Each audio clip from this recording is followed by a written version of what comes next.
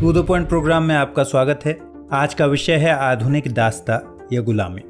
सबसे पहले बात करते हैं यह चर्चा में क्यों है। कॉमनवेल्थ ह्यूमन राइट्स इनिशिएटिव यानी CHRI और अंतर्राष्ट्रीय दास्ता विरोधी संगठन वॉक फ्री द्वारा world day against trafficking in persons के अवसर पर रिपोर्ट जारी की गई है। रिपोर्ट में कहा गया है कि राष्ट्रमंडल देश आधुनिक गुलामी के खिलाफ कार्रवाई में पिछड़ रहे हैं। रिपोर्ट के अनुसार भारत ने समन्वय के मामले में सबसे खराब प्रदर्शन किया है, जहां कोई राष्ट्रीय समन्वय निकाय या राष्ट्रीय कार्य योजना नहीं है। रिपोर्ट की प्रमुख बातों पर गौर करते हैं। राष्ट्रमंडल देशों के लगभग 40% लोग आधुनिक दास्ता की स्थिति में रहने पर विवश हैं। राष्ट्रमंडल देशों ने 2030 तक आधुनिक दास्ता को खत्म करने की अपनी प्रतिबद्धता की दिशा में बहुत कम प्रगति की है। रिपोर्ट में आधुनिक गुलामी को समाप्त करने के लिए 2018 में किए गए वादों पर राष्ट्रमंडल देशों द्वारा की गई प्रगति का आकलन किया गया है।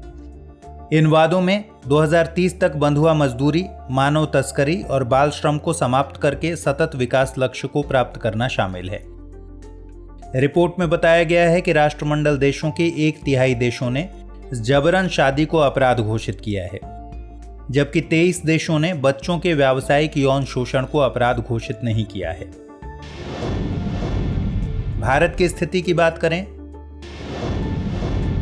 तो एशिया के अन्य सभी राष्ट्रमंडल देशों की तरह ही भारत ने अंतर्राष्ट्रीय श्रम संगठन के 2011 के घरेलू कामगार कन्वेंशन या 2014 के बंधुआ मजदूर प्रोटोकॉल को रेटिफाई नहीं किया है।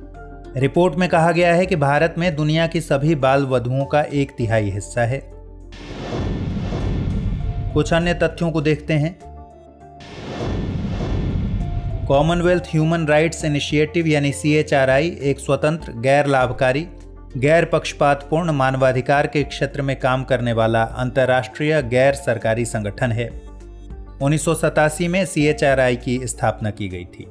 आइए अब देखते हैं आज का प्रश्न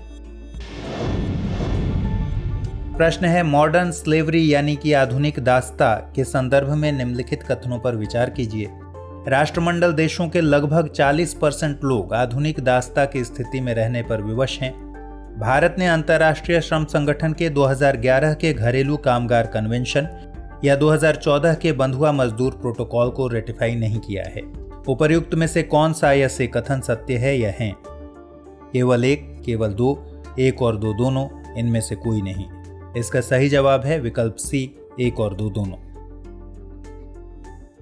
हमारे वीडियो अंग्रेजी में देखने के लिए फॉलो करें हमारा ही दूसरा YouTube चैनल दृष्टि IAS इंग्लिश।